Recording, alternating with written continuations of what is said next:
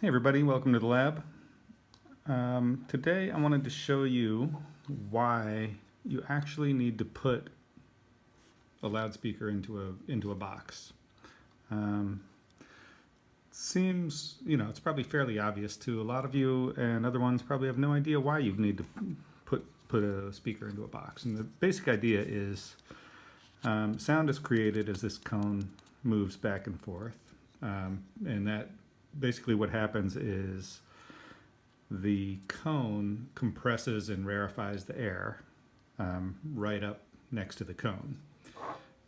But you can imagine if there is no box, if the back is just open to the front like it is, like we see here, as the cone moves forward out towards you, the air can simply go around and come back to the back.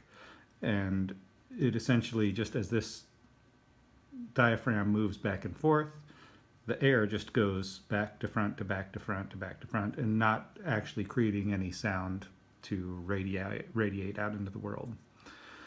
And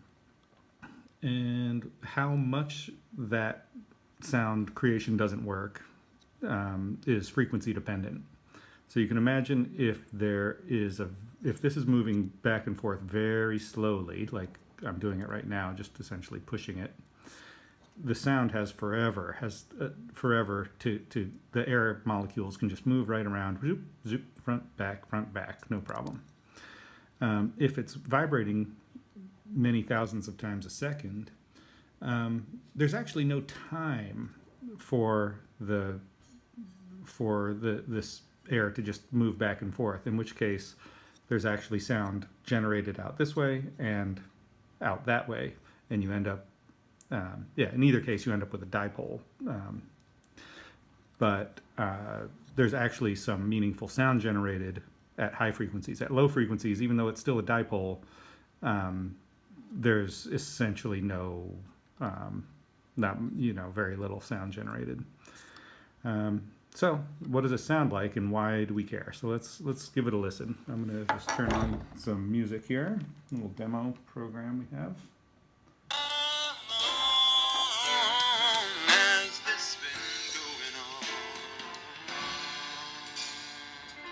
Okay, so that's what that sounds like, but you don't have anything to compare to. So what we're going to compare it to is just this little 3D printed box. I'm just going to tuck this wire in and go like that, essentially.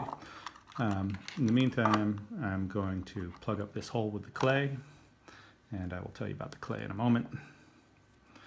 Here's a little bit of clay. Wrap it, do that. And then for the back, I'm just going to use me pushing on the table here to seal up the back there. So here we go. Let's turn the music back on.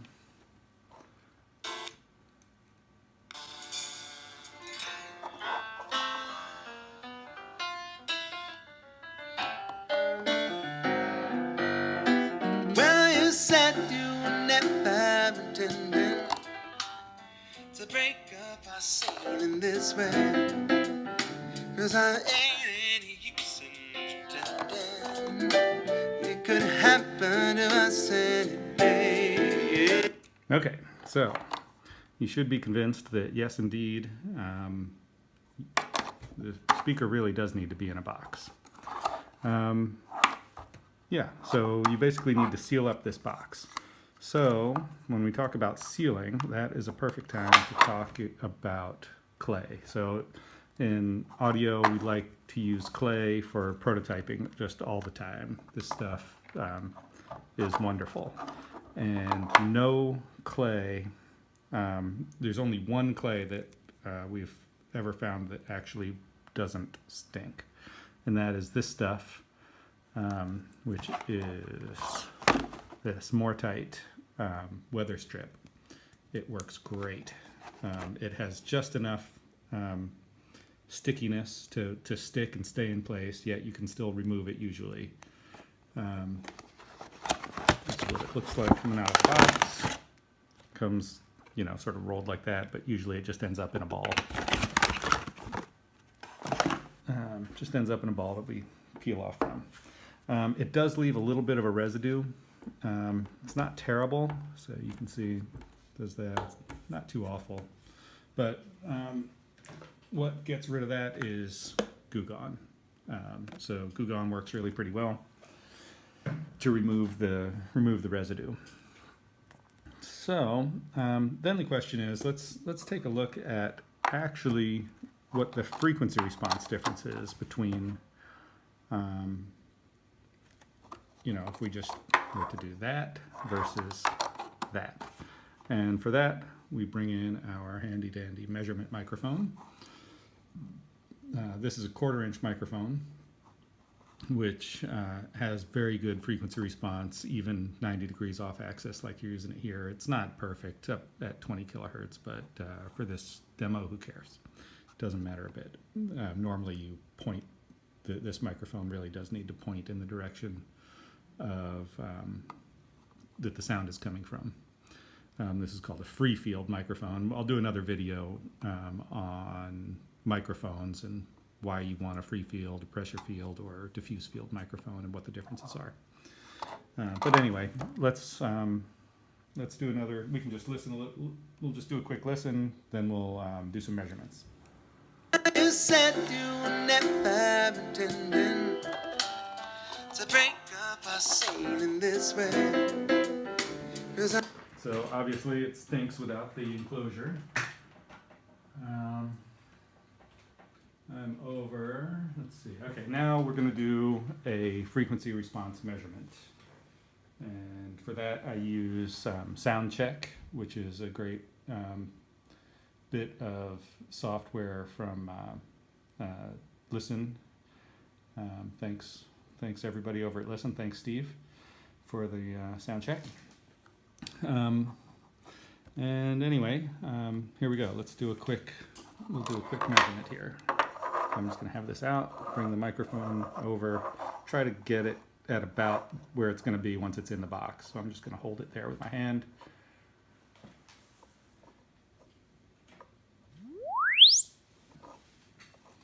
And there we go. We've got a frequency response measurement. I'm going to save this off real quick. This is...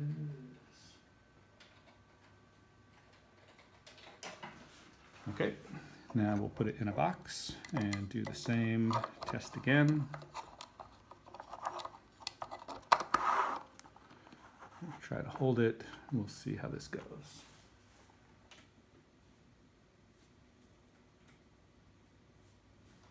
Oh.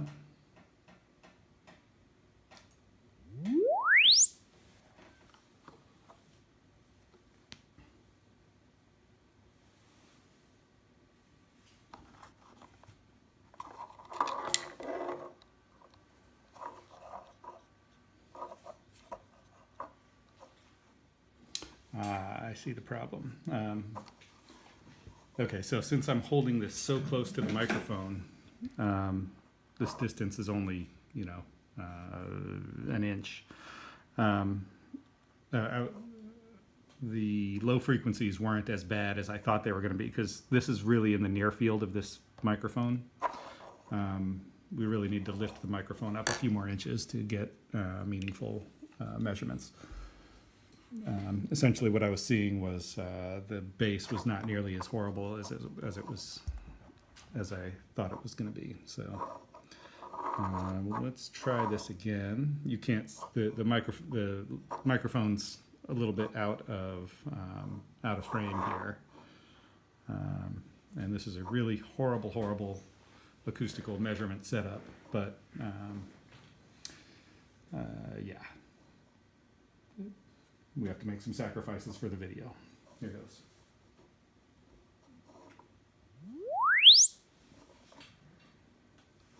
Yeah, that's more like what we're seeing. Okay, now I'll put it in the box and we'll look again.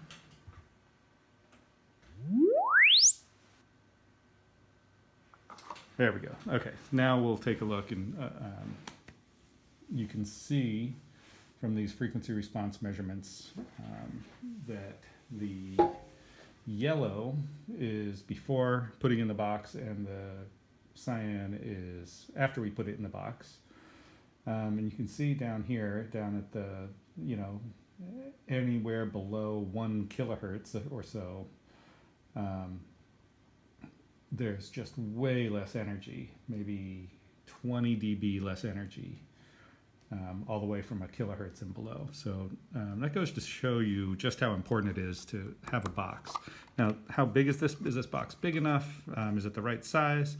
I don't know.